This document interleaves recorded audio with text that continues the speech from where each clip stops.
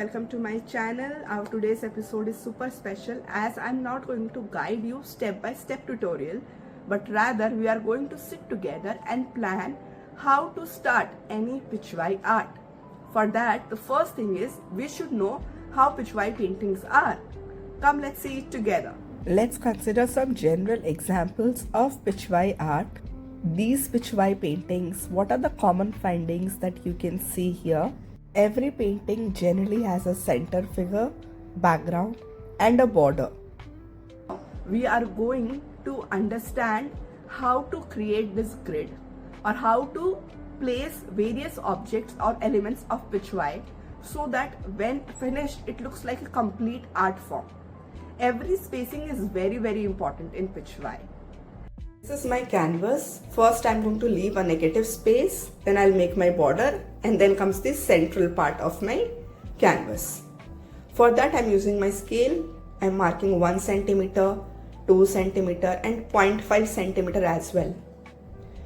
The 0.5 centimeter I'll use to leave the negative space, as in that will be the blank space, and I'll also make the same marking on the adjacent side.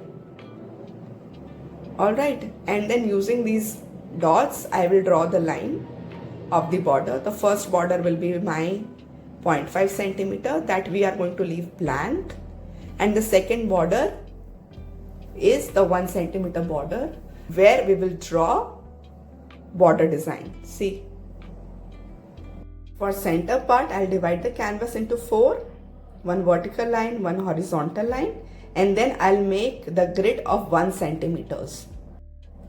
Now we will take the marking of 1 centimeter on each of the line, on the vertical and the horizontal line, and then we will draw all the lines. That will give us the grid of our canvas. This is how it looks like. Once it is ready, we can now plan any design on this. Once the grid and border framework is ready, we are now going to plan the placement. For example, the central figure should come in the center where there should be enough background space that an art can breathe and it should not look congested. Next comes the background where we can add trees, foliage, different elements from the art or patterns. And lastly comes the border, my favorite part in Pichwai. These are the 3 major components which completes an artwork. I hope you have loved this tutorial. If so, do make your own art through your imagination and share it with me.